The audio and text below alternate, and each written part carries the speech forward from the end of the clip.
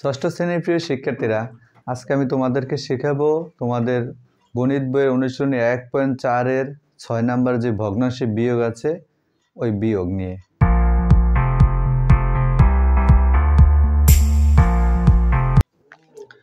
এটা আছে একটা বিয়োগ অঙ্ক, ভগ্নাংশের বিয়োগ। ভগ্নাংশে বিয়োগ করার জন্য প্রথমে আমাদেরকে হরের লসাগু করতে হবে। কি করতে হবে? হরের লসাগু করতে হবে। আমি একটা কথা তোমাদেরকে বলেছিলাম যে ভগ্নাংশে যোগ বিয়োগ যখন করবে তখন অবশ্যই সমহর করে করবে। সমহর করলে কি সুবিধা? ছোট বড় নির্ণয় করা যায়। আচ্ছা, 7 আর 8 এর লসাগু যায় না। লসাগু মানে 7 আর 8 এর লসাগু হয় না, কোনো মানে সাধারণ মৌলিক গুণনীয়ক নেই। এজন্য কি করতে হয়? গুণ করে দিতে হয়। লসাগু যদি না যায় তাহলে কি করতে হবে? গুণ করে দিতে হবে। তাহলে 7 8 কত? 56। এখানেও 56, এখানেও 56।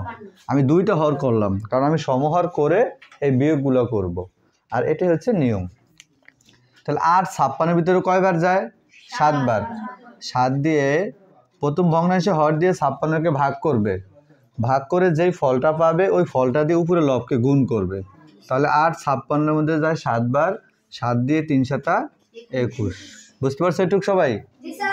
আচ্ছা, 7 56 8 বার, 8 দিয়ে 8 একে 8। এরপর কি করতে হবে? বিয়োগ করতে হবে। দুইটা ভগ্নাংশের হরের জন্য আমি একটা হর করব 56, আর 21 থেকে 8 বিয়োগ করবে। তাহলে 21 থেকে 8 বিয়োগ করলে কত থাকে? তাহলে নিচে থাকে 56, আর 21 থেকে 8 গেলে থাকে 13। আর এটাই হচ্ছে আমার উত্তর। উত্তর হচ্ছে 56-এর 13। বুঝতে পারছি সবাই? এটা হচ্ছে ভগ্নাংশের বিয়োগ। আর ভগ্নাংশের বিয়োগগুলো তোমরা পঞ্চম শ্রেণীতে তোমার গণিত বইতে করেছো, তাই তোমাদের সমস্যা হওয়ার কথা না। তোমাদের একটা জিনিস সবসময় খেয়াল রাখবে, ভগ্নাংশে যোগ করো বা বিয়োগ করো অবশ্যই সমহর করে করবে, এবং যখন বিয়োগ করার শেষে দেখবে যে ভগ্নাংশকে লঘিষ্ঠ রূপ করা যায় কিনা। লঘিষ্ঠ রূপ তো বোঝো, মানে হর ও লবকে একই সংখ্যা দ্বারা ভাগ করা যায় কিনা, যেটাকে আমরা বলি কাটাকাটি করা যায় কিনা। আরেকটা জিনিস খেয়াল রাখবে, সেটা হলো ভগ্নাংশ কি কাটাকাটি করার পরে বা কাটাকাটি না গেলে দেখবে যে ভগ্নাংশটা আছে এটা কি প্রকৃত নাকি অপ্রকৃত। যেমন এই 1 নম্বর অঙ্ক উত্তরটা হলো আমার 56-এর 13। এখন এটা তো কাটাকাটি করা যায় না, আর এটা অপ্রকৃত ভগ্নাংশ না, মানে উপরে লব বড় না। যদি লব বড় থাকে তাহলে কি করতে হয়? মিশ্র করে দিতে হয়। সেটাও মাথায় খেয়াল রাখতে হবে। যদি আমরা 2 নম্বর অঙ্কটা খেয়াল করি, এটা একটা মিশ্র ভগ্নাংশের বিয়োগ। কি বিয়োগ? মিশ্র। তাহলে এই মিশ্র ভগ্নাংশকে আমরা প্রথমে এইভাবে সাধারণ ভগ্নাংশ করতে হবে। এই মিশ্র ভগ্নাংশটাকে সাধারণ ভগ্নাংশ করে নিবে, তারপরে এটার মতো বিয়োগ করব। তাহলে সাধারণ ভগ্নাংশ করার নিয়ম হচ্ছে 8 দিয়ে 15-কে গুণ করবে, ওই গুণফলের সাথে উপরে লবটা যোগ করবে। এটা তো জানো সবাই, মিশ্র ভগ্নাংশকে কিভাবে ভগ্নাংশ রূপান্তর করে। আচ্ছা, আরেকটা জিনিস খেয়াল রাখো, মিশ্র ভগ্নাংশ মানে কিন্তু অপ্রকৃত ভগ্নাংশ, তার মানে কিন্তু এটা এখন অপ্রকৃত ভগ্নাংশ। তাহলে প্রমাণটা নাও। আচ্ছা, আমরা তাহলে কিভাবে করব? প্রথমে 8 দিয়ে 15-কে গুণ করব। তাহলে 8 15 কত হয়? 8 15 হয় 120। আচ্ছা, 15টা আগে নিচে লিখে নিই আমি, হর যা আছে তাই থাকবে। 8 15 120, মানে 8 দিয়ে 15 গুণ করলে 120। 120-এর সাথে 4 যোগ করলে 124। এটা বুঝতে পারছি সবাই? এটা কোথা থেকে আসলো? এই মিশ্র ভগ্নাংশটাকে আমি ভগ্নাংশ করলাম, আর যে ভগ্নাংশটা করলাম এটা হয়েছে একটা অপ্রকৃত ভগ্নাংশ, কারণ মিশ্র ভগ্নাংশ মানেই অপ্রকৃত ভগ্নাংশ। বিয়োগ দিলাম। একইভাবে 7 দিয়ে 45-কে গুণ করো। তাহলে 7 দিয়ে, আচ্ছা উপরে হর নিচের হরটা সবসময় লিখে নেবে তোমরা, ঠিক আছে?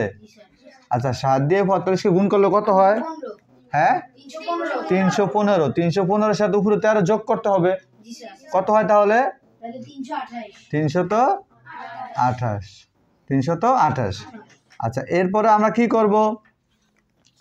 কে বলতে পারো? আমরা হরের লসাগু করব। হরের লসাগু করে তারপর তো বিয়োগটা করব। সবেমাত্র আমি একটা ধাপ করলাম, সেটা হলো মিশ্রকে ভগ্নাংশে প্রকাশ করলাম। এখন আমরা 15 আর 45-এ কি করব? লসাগু করব। 45 আর 15 লসাগু করব। যদি আমরা 3 দিয়ে দেই নাকি, 3 45-এর মধ্যে যায় 15 বার, 3 15-এর মধ্যে যায় 5 বার, হয়েছে? আচ্ছা, আবার যদি আমরা 5 দিয়ে দেই, 5 15-এর মধ্যে যায় 3 বার, 5 5-এর মধ্যে যায় 1 বার। আর কি যায়? তাহলে 3 5 কত? 15। 3 15 কত? 45। তাহলে লসাগু হলো আমাদের 45। আমরা কয়টা হর করব? দুইটা হর করব। দুইটা হর কেন করব? সমহর করার জন্য। সমহর করে যোগ বিয়োগ করা ভালো। 45 দিয়ে এই 15 দিয়ে 45কে ভাগ করবে, মানে হর দিয়ে যে লসাগু 45 পেলাম এটাকে ভাগ করব। তাহলে 15 45 ভিতরে যায় কয়বার? 3 বার। 3 দিয়ে উপরের উটটাকে কি করতে হবে?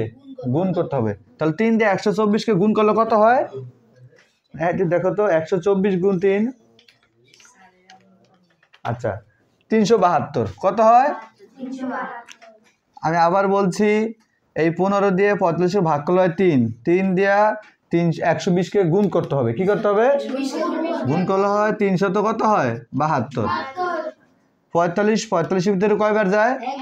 একবার যায়। 1 দিয়ে উপরে লবকে গুণ, মানে 328কে গুণ করলে 388 হয়। আচ্ছা, এরপরে দুইটা হরের জন্য একটা হর, দুইটা হরের জন্য একটা হর। আর একটু কথা বলি তোমাদের সাথে।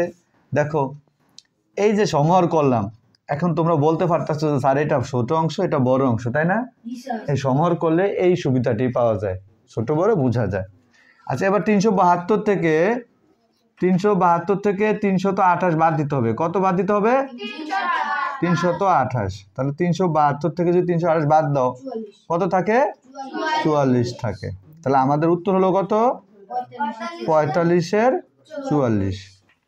প্রিয় শিক্ষার্থীরা, ঠিক এভাবে তোমরা এই ভগ্নাংশের যত যোগ এবং বিয়োগ আছে খুব সহজেই করতে পারবে। আশা করি সবাই বুঝতে পেরেছো। ধন্যবাদ সবাইকে।